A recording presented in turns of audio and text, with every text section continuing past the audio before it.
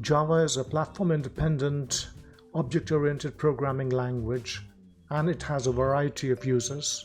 It is used to create web applications, server-side programming, build games and 3D simulations, games like RuneScape and Minecraft. It is also used in embedded systems like IoT devices and smart devices. It is also widely used in the areas of robotics, machine learning, and artificial intelligence, AI. Java was created by James Gosling and his team while working at Sun Microsystems. In 2010, Sun Microsystems was acquired by Oracle, and since then, Oracle has been maintaining and growing the Java language. Later, James Gosling moved to AWS, where he is currently working as a distinguished engineer. To get started, we will need to download a few tools. The first one being JDK 19, that is Java Development Kit. We need to download and install that, and you can get access to that at the Oracle website. Just do a Google search and you land on this page, and you will see it is available for Linux, Mac OS, and Windows. So download and install the correct version and then launch Terminal. In Terminal, you need to type in the command java-version and press enter. And that will show you which version of Java is installed on your system. In this case, you can see it's Java 19, okay? And it will also tell you that Java is now ready to be used on your system. So after we have installed Java, the next thing we need to do is to download an editor. We will be using Sublime Text. However, you can use any editor of your choice. Do a Google search on these items, and you will end up on the correct pages to download the appropriate software.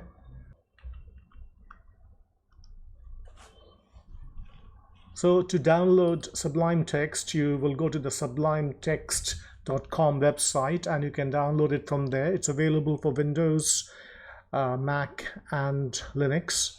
Besides Sublime Text, you also have the option to choose Visual Studio, again available for Windows, Linux, and Mac, and these are free of cost.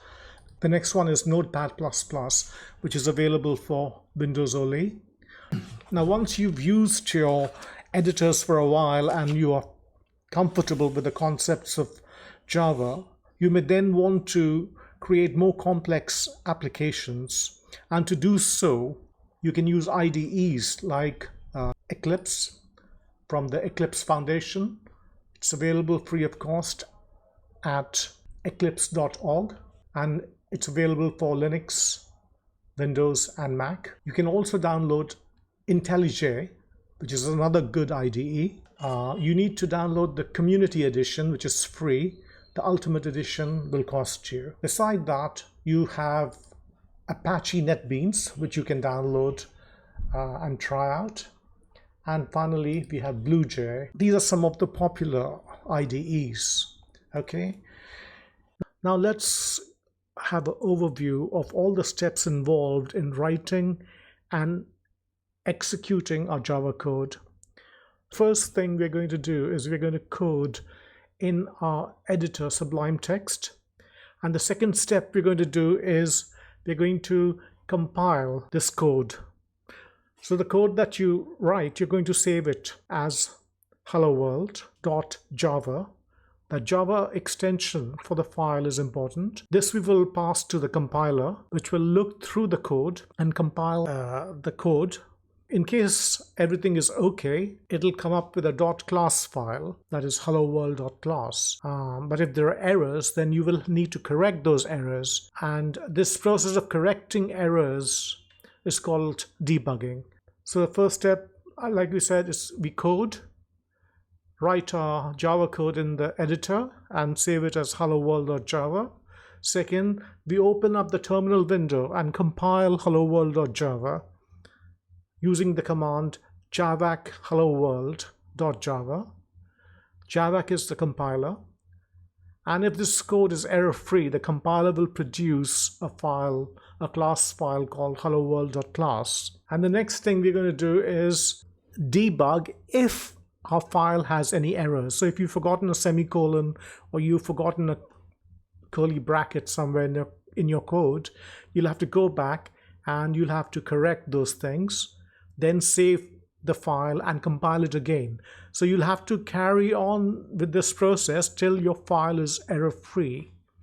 And once you've done that, then the next thing is we will execute our code. So the .class file that was produced by the compiler, we will run that by giving the command java hello-world.class, and this we must do in the terminal window. The net result will be that you will end up with the output hello world in the terminal window. So this diagram basically gives you an outline. Step 1, code. Step 2, compile. Step 3, debug in case there's an error. And once your file is error-free, then you execute it. Okay, so now we're going to start looking at the practical side of coding. The first thing we're going to do is create a new folder on the desktop and call it code. Then using Spotlight, launch Sublime Text, your editor, and then we will start coding within the editor. So the first thing you need to remember is that all your Java code has to be within a class structure. So public class hello world, and we open the curly brackets. Note that the editor fills in the closing bracket for you. Next thing we want to do is we want to declare our main method. To declare the main method, we say public static void main, open the brackets, string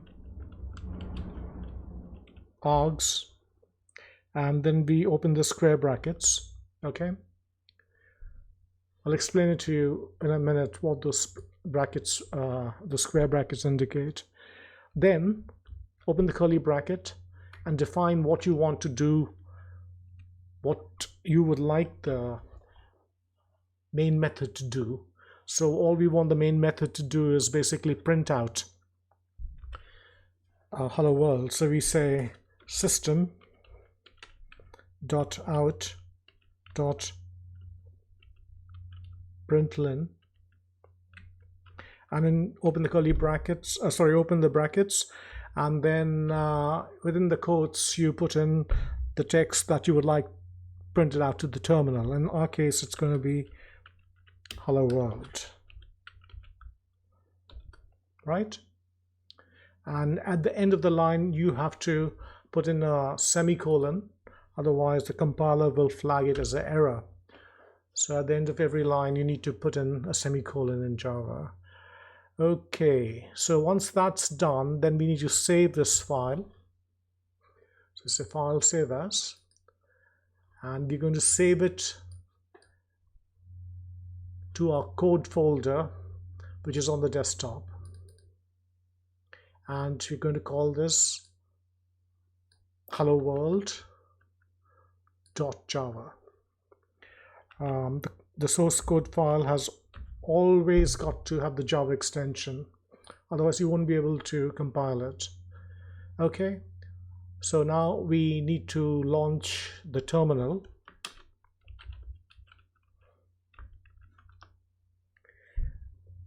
And basically we need to ensure that we are in the code directory where the Java source file is located. So to do that we say cd space, drag and drop the directory, or type in the path if you like, and then press enter. So now you can see that we are in the code directory. Do ls to see the list of files in there, and you can see there's only one file, helloworld.java. Okay, so what we're going to do now is we're going to compile it. So we'll say javac, call the compiler by saying javac helloworld.java. Press enter. Now in case there are any errors, the compiler will flag those, else it'll output a .class file. Okay, so the compiler hasn't flashed any error messages, which is good. So let's now say ls again to see the list of files. And yes, you will see that we have helloworld.class now. That was output by the compiler. So the next thing we want to do is to run this. To run this, we just say java and give it the name of the class file, which is hello world. Then you press enter. If everything is okay, you will see hello world printed to the terminal. And yes, it has been printed to the terminal. So that's the entire life cycle when you are coding within Java. Okay, so now let's go back and have a look at the source code. Here we've used the keyword public for the class and for the method. The keyword public indicates that the class and the method will be visible and accessible from other classes. Keywords are words which have a special meaning in Java, and they are reserved for the language itself. Okay. And since we're creating a class, we've used a class keyword and then named it hello world. Static is the keyword that is used for memory management. You will learn more about it in the coming days. Void is what is returned when the main method executes. So when the main method executes, it will return nothing. It will execute the code that is in the body of the main method, but it's not going to return anything. No value is going to be returned. So since the main method is not going to return anything, that's indicated by the use of the keyword void. Okay, then here we have string args. That means, and then you have those square brackets which indicate an array. Now an array is a data structure within computing where a number of values can be stored which are of the same type. So in this case, it means that basically you can pass on a number of string values, text values, to the main method when you're running this program from the terminal. Okay, and you will see an example of this soon. Now, system.out.println is basically the instruction which states that hello world has to be printed onto the terminal, and then the cursor moves on to the next line.